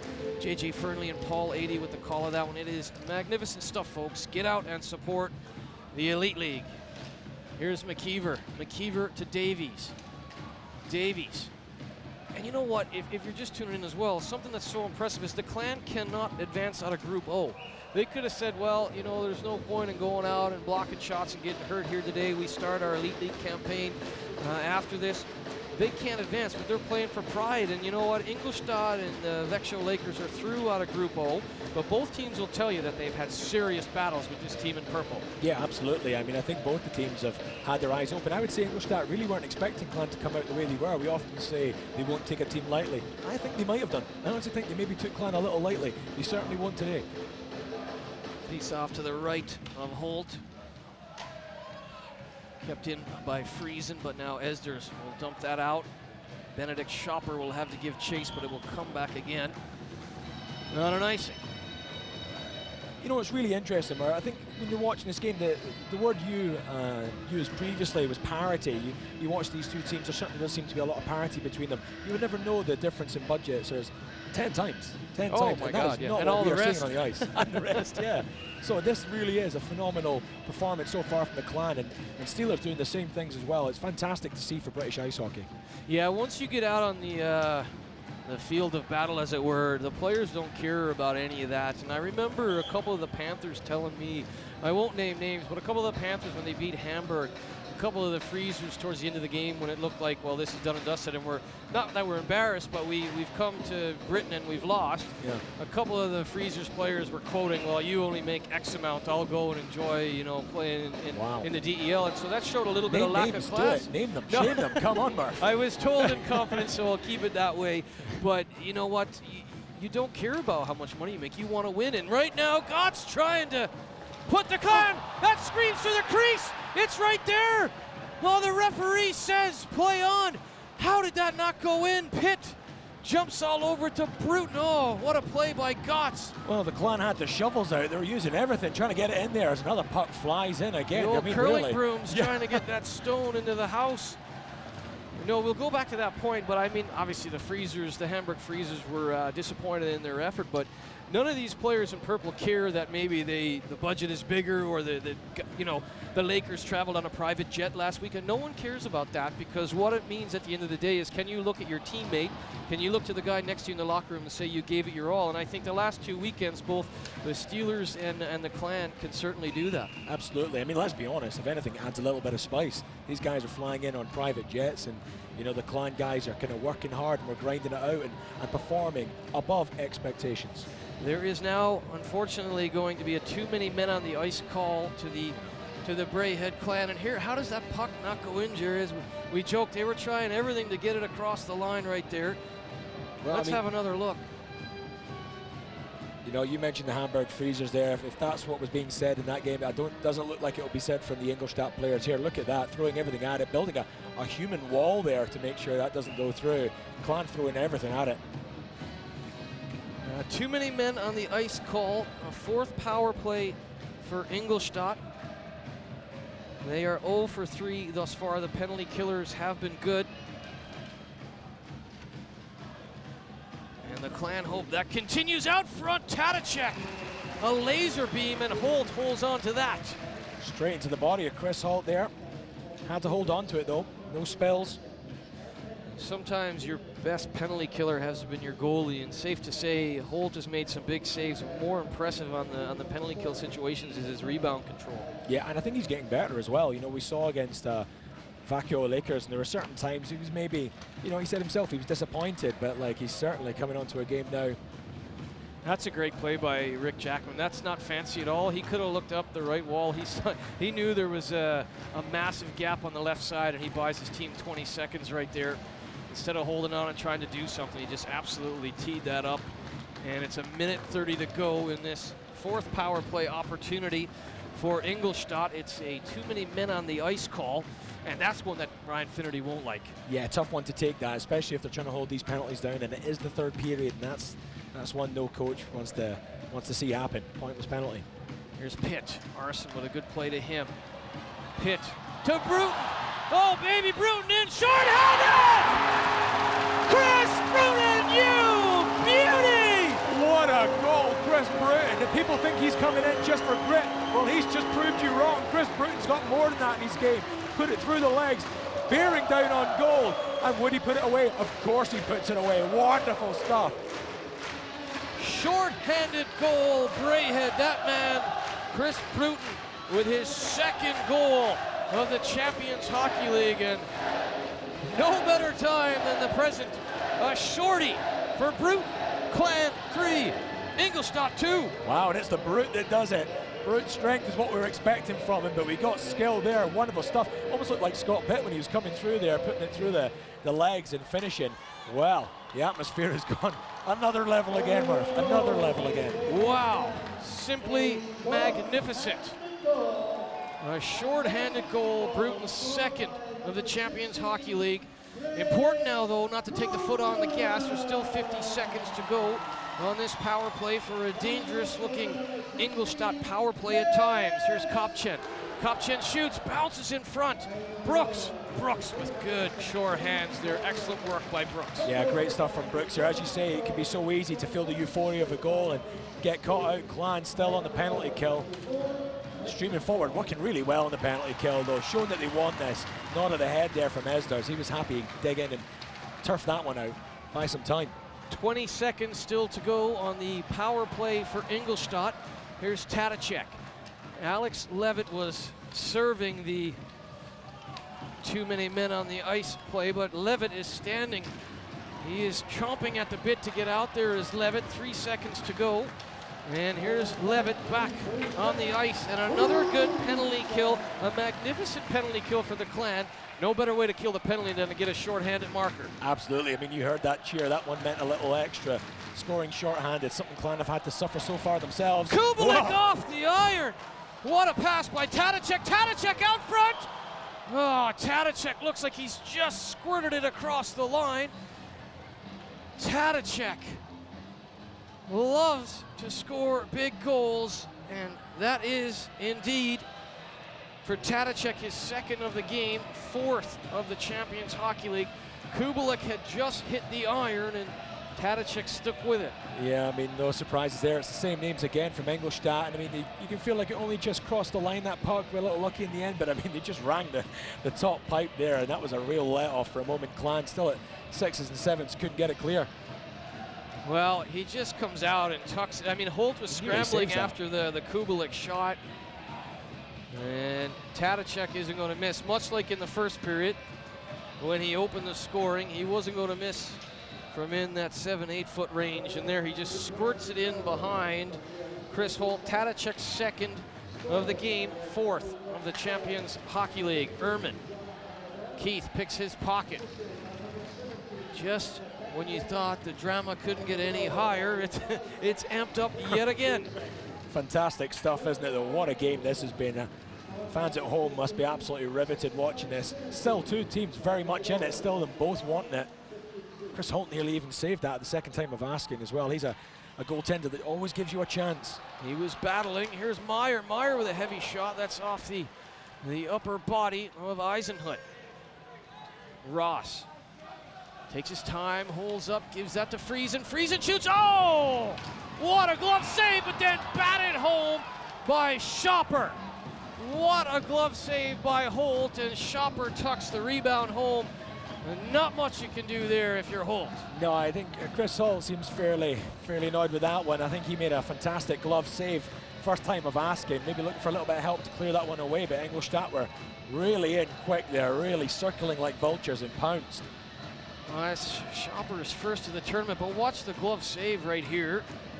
What a save on Friesen, and then Schopper gets the pitching wedge out and just literally hoofs it into the top corner for his first. Again, the first save made, and unfortunately, fortuitous bounce and clubbed up top by Schopper. Here's Barta. Alexander Barta rips that wide. 4-3 Ingolstadt. Still plenty of hockey at Braehead Arena. 13 minutes to go. Here's Brooks. What a game he's had. Brooks out front to Pitt. Pitt tries to jam that home short side, and Eisenhut makes no mistake. Yeah, still getting plenty of opportunities. Britton's had a fantastic period. He's really come out gunning for it, creating all sorts of opportunities. Clan still creating these chances. Just got to start putting them away. Looking at that, thinking about that before, I actually think Chris Holt makes a great glove save, but I actually think he's quite angry at himself there. I think he maybe feels like he should have kept that in the net. Well, there's the glove save on Friesen, and then Benedict Schopper just golfs it up into the roof of the net. You know, you can't fault. Klein is looking good in the later, hasn't he? You said it now. Yeah, well, I might immediately back away from that statement now that you mention it. There you are. But the first save was there again. Yeah. And you know, here's the squeaker. Tadacek just squeaks it across the line, and look right there, as you said, Holt never gives up. Thought he had squeezed the wickets there. Yeah. Ends up just squirting behind him. Tadacek's fourth, and then that was a tying goal. Schopper his first from Friesen. 4-3 in favor of Ingolstadt. 12:51 to go. Plenty of time, and you know what?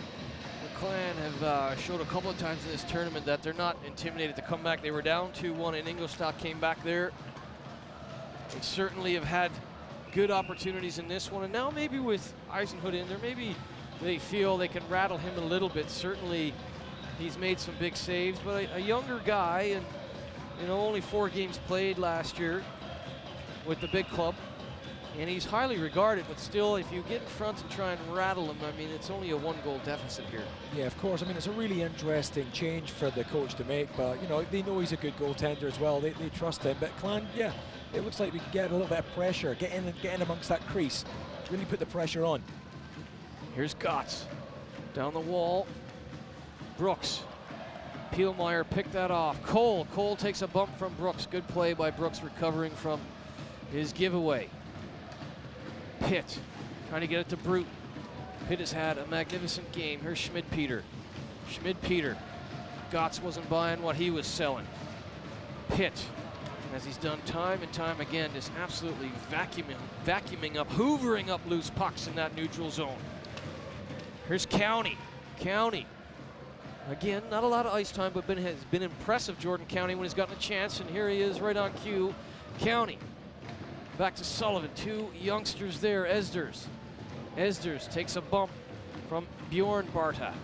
Bjorn Barta comes away with the loose biscuit. Gives it to Patrick McNeil. 411 AHL games played for Patrick McNeil, a wealth of experience. Giveaway there by Keith to Schultz. Here's Lalibert. Lalibert with the toe drag and a wrist shot, but no problem there as Holt holds on. Yeah, you know, a real bright spark in that play there is Jordan County. Great to see him getting on the ice and looking comfortable. Obviously, it's not his first experience of the Champions Hockey League. The Panthers gave him that chance as well, but he's looking comfortable for a young guy coming out there, and you know, not looking at a place is really important. Clan under a little bit of pressure here now, though. Really need to get back in their stride. Face off to the left of Holt. Schultz to McNeil.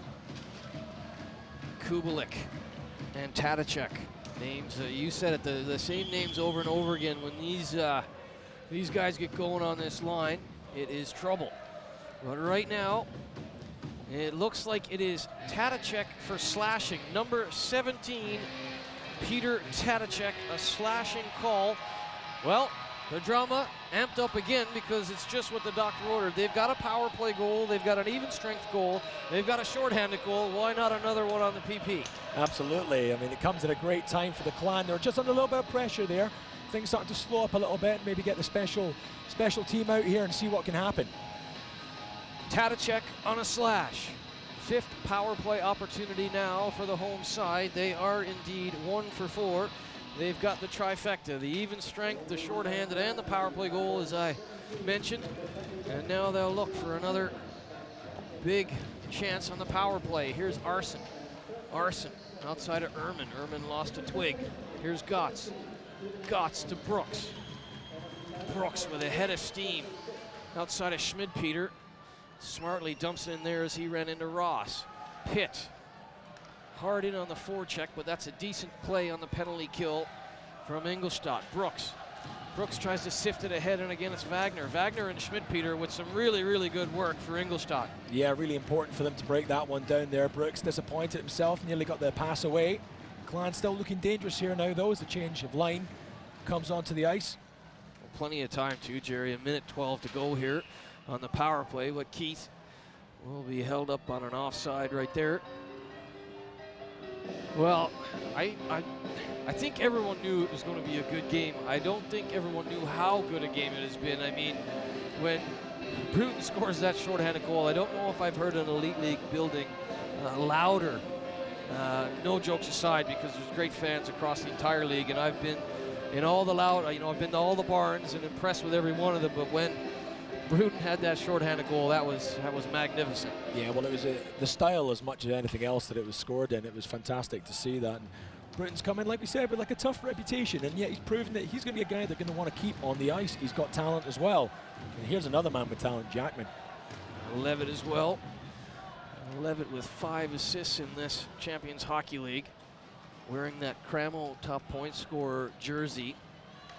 Knows that he will factor heavily in this last 10 minutes and 5 seconds. Here's Fritsch. Fritsch to Levitt. Levitt off the half wall. Goes back door to Meyer. Meyer watched by Barta. Meyer showing you good hands for a big man out front. Fritsch tries to tuck it in under the blocker.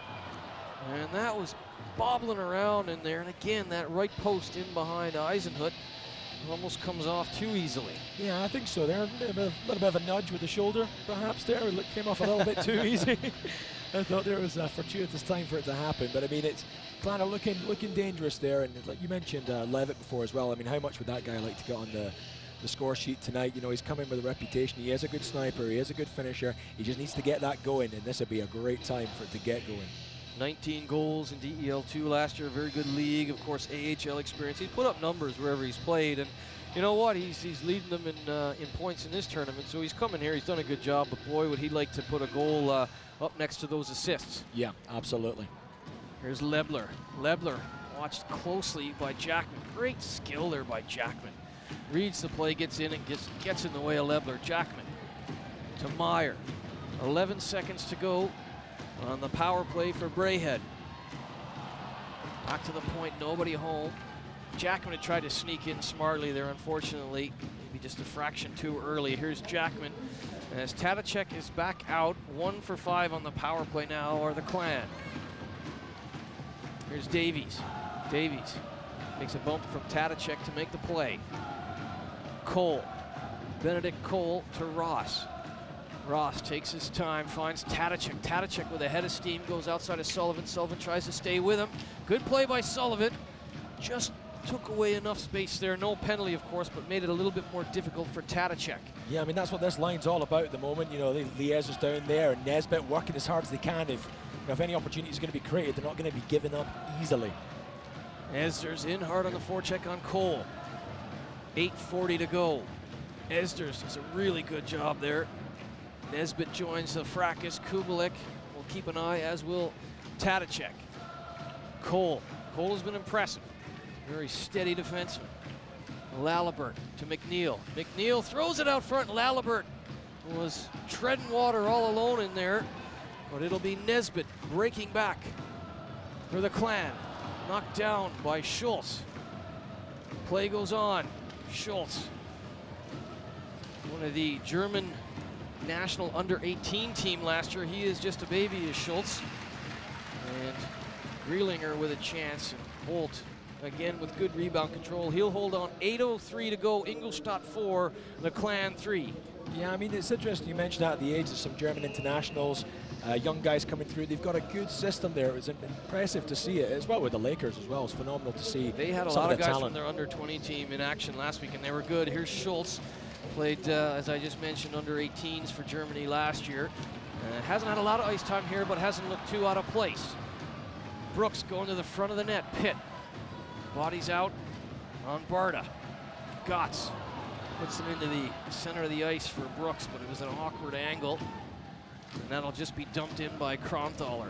Gotts to Bruton. Bruton has had an immense game. Tries to go over Schopper, or through him rather than around him. Play goes on. Schmidpeter waves at that. Jackman gets on his horse to Pitt. Pitt inside out of Friesen. Unfortunately, Schopper took the inside route and got that loose puck. Here's Jackman to Fritsch. Fritsch to Levitt. Barta ahead for Schmidpeter. A little bit scrambly now in the neutral zone, which if you're Ingolstadt, you're probably happier about. You've got that 1-goal lead with 7 minutes to go. If you're Ryan Finnerty, you're going to want to get back on your stride, as you've mentioned, and start to assert your will in the offensive zone. Yeah, absolutely. I mean, Jackman was key to that before. Every time he can get a stick on the puck is key. Levitt to Meyer.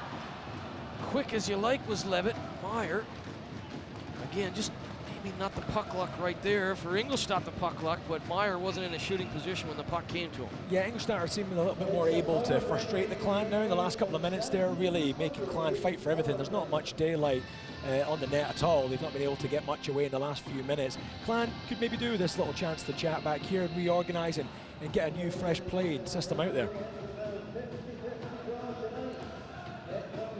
Ingolstadt 4, the Clan 3, 6:39 to go, which in hockey terms is an eternity. Yeah, a long time.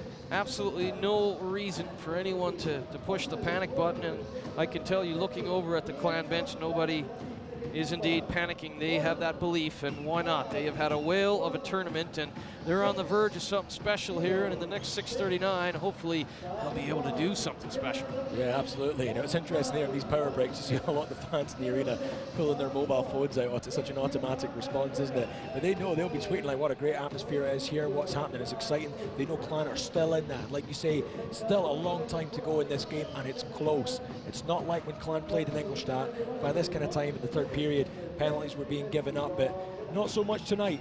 Clan very much in contention from it. I've got to have a little word out as well. The Ingolstadt fans creating a great noise. Now it's the Clan fans' turn.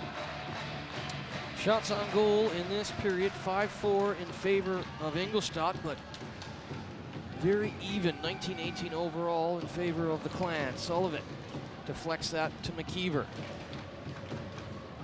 Nesbitt outside of Lebler. Nesbitt has some time and space, tries to sift it ahead.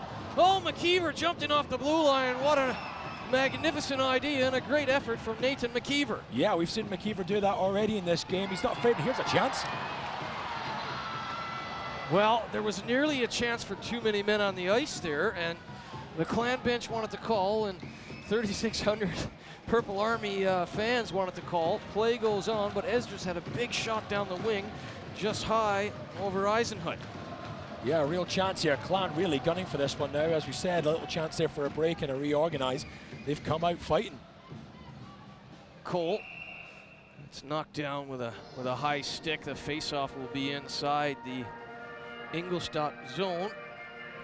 Yeah, 5-4 shots on goal in this period. 19-18 overall in favor of the Clan. They have stood toe-to-toe with one of the top teams in DEL, and they have not given an inch. Yeah, I mean, it's fantastic for the fans in the Elite League to see, but as you know, the players, they don't care about that. They'll take it, you know, later on they might be happy about it. They want to win this game. 5:40 to go. Awkward moment there, and Eisenhut showing maturity beyond his years. Doesn't let that rattle him at all. We'll just hold on for another face-off. He'll let his centerman give it a try. That shows some maturity there. He hasn't looked at all. It's a tough situation coming in. Pielmeyer, the starter, you know, after the Brooks goal, the 2-1 goal, he goes out. Eisenhut comes in. Probably thought he was going to play no part today. Yeah. But as a professional, you had to be ready. It's like when we talked about Harper or County. You might not play a lot, but you got to be ready if you get the tap on the shoulder. And give Eisenhut full marks. He has made some good saves. You know, and absolutely. And maybe in the Elite League, there's a lot of goaltenders that are out there. Maybe don't expect, you know, they're a backup. Maybe don't expect to get on. But Guy Russell's already been shown that he'll get get some time as well. So Finner, you know, he obviously believes in his whole squad, his whole roster. He knows he can get them out there and they can, you know, play important minutes for him. Here's Cole. Benedict Cole, second year at ERC, has played at World Championship senior level for Germany, so that's the level of a Benedict Cole playing, you know, the top pool World Championships in the past for Germany. He'll turn right on cue and head back in behind Eisenhut. It will be an icing against the Clan. Yeah, you know, it's great that you mentioned Cole there, because I've been impressed with him. You know, he's been important in many of their build-up play, and obviously we saw him quarterback in the power play as well. Calm head in the back there, you know, got his team out of a tricky situation. Good player, one to keep an eye on. Yeah, 20 points last year, but you just know he plays a sound defensive game and never out of position. Here's Greilinger. Greilinger, a good player as well, 2 goals and 4 assists in the tournament. He's been kind of quiet today, but I attribute that to the strong play of the Bruton line, who seem to have come up against him a few times. So good work by Bruton. Here's Friesen. Friesen gains the line and just backhand feathers that ahead with Fritsch.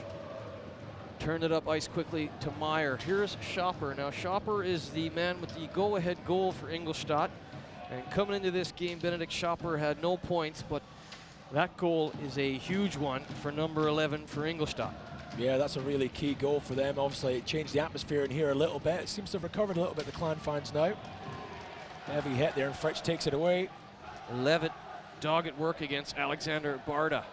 Here's Keith. Keith leans into that. The Captain Kopchin just stood in the way. He stirred it down. 4:10 to go. Clan looking for the tying goal. And now it's going to be a power play opportunity, as it looked like Stefan Meyer took a heavy bump from Greilinger from behind. It is indeed number 39, Greilinger, and it will be a boarding call. And Stefan Meyer, let's hope he's okay. He looks like he's all right. He's, as we mentioned, he's more rugged than you'd think. But it is Greilinger, and it is a 6th opportunity on the power play for the Braehead Clan. Trailing by a goal, another magnificent opportunity. Yeah, absolutely. And as you mentioned Stefan Meyer there, he's already had 2 high sticks to the face. He's taken a rough day at the office. Yeah, it's been a real tough one. But you know what? It's better than him being in the penalty box, which happened last time. Well, and you and I know, especially you're around the team all the time with Clan TV duties. He will have a smile on, no matter how many high sticks to the face, as long as the team plays well. He's one of the great guys around the league, loves being at the rink, and always has a smile on his face. Here's Gotts. Gotts to Brute. Greilinger in the box. Magnificent chance now for the Clan with 3:40 to go. Arson. Dangerous moment there, but shows great confidence. That was intended for Brooks. Bruton, as soon as he touched it, realizes that, but he'll atone right now. Here's Bruton. Bruton ahead for Pitt. Pitt has been magnificent on the power play for the Clan. Backdoor pass, maybe a little bit too much mustard on that for Brooks. Here's Fritsch. Fritsch for Bruton. Here's Pitt. Pitt, head on a swivel. Such confidence. Back to Gotts. Gotts, just bad luck there. The ice maybe a little bit chewed up and bumpy in the latter stages of this 3rd stanza. Just bobbled off his blade. Here's Fritsch. 55 seconds to go in the power play. A power play that has looked good at times in this game, especially on the Keith goal, but it hasn't set up in this big opportunity. Yeah, absolutely. Clan struggling to get a real chance away here now, and there's another turnover of the puck, and Ingolstadt will be glad of that one. Holds it.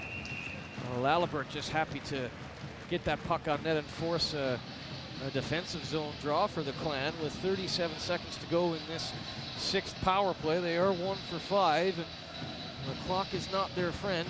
2:43 to go. They need something, and they'd like to get it on this power play. Yeah, absolutely. I mean, we know it's a tiring stage of the game, but there's guys there like Matt Keith have had a lot of minutes, but you know, he'll be used to that as well. They want to be out there. They want to win this one. Just need to get it right down the right side of the ice. Schopper dumps it in. Fritsch had a quick look up at the scoreboard, knows there's about half a minute to go in the power play. Here's Levitt. Levitt for Keith. And Levler was all over him. Here's Levitt. Levitt for Keith again. Keith, knocked up! Top shelf for you, keep the good Scotch whiskey! 4-4, 2nd power play goal for the captain, Matt Keith. And as we see so often in the regular season, is Captain Keith to the rescue. Wonderful stuff. Great work from Alex Levitt. He found the captain out wide on the ice, and what a wonderful shot that was. He's on the off wing, which is, look, he just pulls the trigger coming down the off wing. Good pass by Levitt as well. Wonderful stuff from the captain. Leading by example, as he often does through the regular season, and Clan find themselves right back in this, right at the death. Well, I intimated they needed something special, and they needed something special right away. Cue the captain. Levitt will get the assist on the second goal of the game, both on the power play from Matt Keith, his third of the tournament. And there's still 2:15 to go in this one. Lalibert for Tadicek. Tadicek trying to get it to Kubalik. That was a good play by Gotts. That was a game-saving situation, and Gotts rose to the challenge. Gotts takes a bump from Kubalik, but dumps it in behind Eisenhut. Kopchin to Lalibert. Lalibert left that puck behind momentarily, and now it's Tadicek. Tadicek to Lalibert, and then again, Gotts causing fits for Ingolstadt with his block. Here's Pitt. Pitt has time, space! Arson jumping in and nearly was the hero. Yeah, Scott Arson with a nosebleed straight into the crease there, going for it, and almost just for the sake of a few inches. Wow, Gotts has had a really all-world shift right there. A couple of blocks, and again, defends the zone. Keith looking for the hat trick. Cole and Ross on the attack now for Ingolstadt. Here's Ehrman. Ehrman goes outside Keith. Keith took away all time and space there. Chance out front. Oh boy, it was a good one from Elsner, but he waved it wide. Here's Ehrman. Ehrman in behind for Elsner. Elsner to McNeil. McNeil fans on that, and Stefan Meyer gets it ahead to Levitt. Levitt with an open net. Oh! Good night, Irene! The Braehead Clan with an open net. Emmanuel Viveros was going for the win-to-win Group O, and they will lose the game. Oh boy! Oh my word, Alex Levitt there. You felt the expectation. I know it's an open gauge, but you felt the Clan fans on their feet on top of him. Not a word of it, not a problem. Levitt tucks it away. Clan incredibly 5-4 to the good. What a game, Murph. What a game. If you're just tuning in, there's been 2 power play goals. There's been a 5-on-5 goal. There's been a short-handed goal by Bruton, and now an empty net goal by Levitt to go along with a couple of assists in this one for Levitt. 58 seconds ago. Wow, the oxygen tank, please. Well, I mean, we said that. How much would that guy love to score a goal? He's got loads of assists. He's been proving himself to be really important on this new roster, and what goes and happens there. Head coach Emmanuel Viveros had pulled the goalie. They wanted to win Group O. And it looks like they will finish behind the Lakers now. It's just a closeout situation here for the Clan. 35 seconds to go. Ben Davies ahead for Nesbitt. Nesbitt gets it to the line, and Shopper again. Important to note that the goalie, Eisenhut, is on the bench. Well, here we have We've got some action.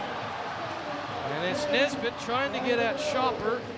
Hesder's getting under the skin of Lebler as well, and Davies is in a beer hug from Elsner as well. 28.4 seconds to go. Clan 5, Ingolstadt 4. Clan just need to be sensible here. We need to just see this out. That's what the fans will be thinking. Just see this one out. But Shopper having to be physically restrained. Shopper has to be careful there. He's pushing back against the linesman, and you can't do that. And if you're Payula and Darnell, you're going to want to neutralize this very quickly with 28 seconds to go. And you can see the assistant captain Arson is there, and the assistant captain Alexander Barta as well. They're going to have a chat. I think if you're Payula and Darnell, you don't want anything to break out here. Some tempers boiling over, and no surprise that it was the Nesbitt, Esders, Davies group that was upsetting the likes of Shopper and Mr. Barta. Yeah, I think they're really endearing themselves to the fans, and you can hear them now on their feet. They're really appreciating all the effort those guys are putting in, and it's no surprise they're just, under a minute to go. What's the line that Ryan Finnerty looks at to go out and spend energy? Yep, it's Nesbitt goes out there, it's Davis goes out there, and Esders. Everyone working so hard, but those guys really, and then they were the ones, a small line in height, but big guys in heart, eh? Well, There are no pushovers. It doesn't matter about the height, right? Yeah, absolutely. It doesn't matter about the size of the dog in the fight, but the size of the fight and the dog. And that line is a great ad for that particular saying. A good Scottish name as well, Nesbitt as well. Yeah, That's well, the Canadian Italian. yeah, absolutely no Scottishness no Scottish roots whatsoever. I had to explain to him about Rab C. Nesbitt. I think that befuddled him for a while. It's a timeout for Ingolstadt. Emmanuel Viveros will use it. Why not? You might as well. 28 seconds to go. Let Lebler and Grielinger and Tadacek, let some of those guys get an extra breath. But if you're just tuning in, Matt Keith with 2 goals, both on the power play. Brandon Brooks with a huge goal to put the Clan up 2-1 in the second period. Brute with a short-handed goal in the third period. An empty net goal by Levitt. And we've had the starting goalie for Ingolstadt removed after the Brooks goal. We have had it all in this magnificent contest. And there you go. The Clan are going to have a penalty kill situation. Ben Davies is going to be in the box when the puck is dropped. So it's going to be a 6-on-4. Yeah, this could be tense. Just 28 seconds left there, and this could be really tense. And actually, it's not going to be a 6-on-4. Let me double check here. Is Ross going to the box? No, he's not. It's going to be a 6-on-4. Ben Davies, the penalty of consequence. Ross is still talking to Darnell. Darnell says, get in the play if you want us to drop the puck. It's a 6-on-4. Oh, goodness gracious. The drama couldn't be any higher. And what a shot! Oh! Definitely lights out! A short-handed goal into the empty net. Wow! Can someone please put the roof back on this building? You're letting the noise out. That's phenomenal stuff. We were worrying it was going to be a tense, a few seconds there. Well, that's the best way to make sure there's nothing going to happen. Just stick it in the net. It's as easy as that. Well, the one thing that you can do when you're obviously when you're short-handed is ice the puck without any worry that it misses the open net. They know that Eisenhut is on the bench, and it looks like Gotts has been given the goal. I was looking at the play out at the point. I knew they were going to slap the puck down hard. What a game by the Braehead Clan. What a statement for the Elite Ice Hockey League. What notice by Ryan Finnerty's side that they are going to be a handful for everyone in the Elite Ice Hockey League this season. We'll let the crowd count it out. All you need to do, Muff, is listen to that. That's what it means to this team.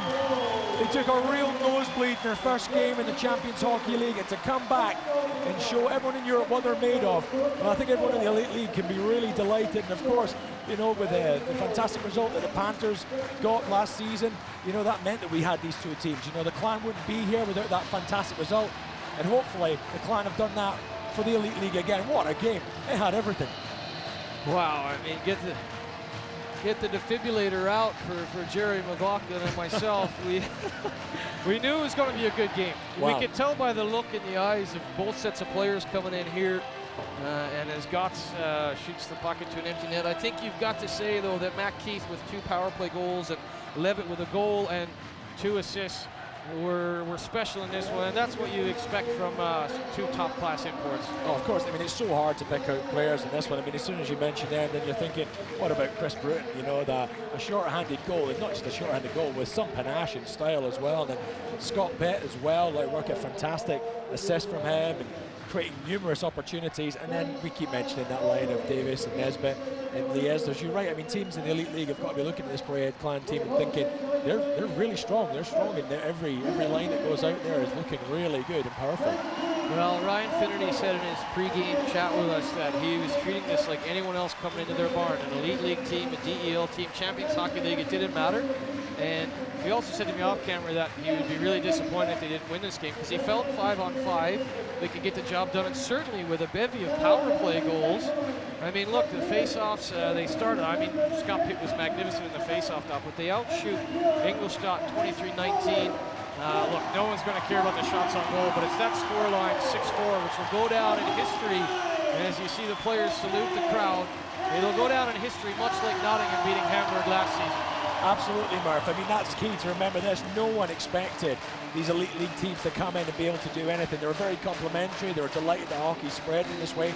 This is huge for elite league and British ice hockey in general. And you know, you absolutely mentioned it right there. I think Finners saw them over in Germany. You know, that first period they more than lived with them. And here, it's worked out. It's worked out to plan. There's the roster of goal scorers. It was a back and forth affair. Of course, Tadacek opened the scoring.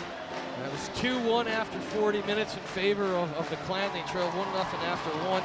But at the end of 60 minutes, all that matters is that 6-4 scoreline, the punctuation mark with the empty net goal. Alex Levitt with an empty net goal as well. But certainly the power play goal by Keith was a thing of beauty. 2 power play goals for him. And you know what? Give Ingolstadt credit. Emmanuel Viveros was going for it, right? Here's the standings. Yeah. Of course, the Clan can't advance, but that doesn't matter. Ingolstadt were going for the win of the pool. They don't get it. Växjö Lakers will be the top out of Group O, but both Ingolstadt and the Lakers will advance. But everyone will remember this victory for a long, long time in these parts. Yeah, and so they should as well. It's been a fantastic story, and obviously being part of it, I've enjoyed seeing everything changing and progressing and growing, and this feels like a really big marker for the Clan. I mean, no one would have given them much chance, but look at this response this team's getting from their fans. Fantastic.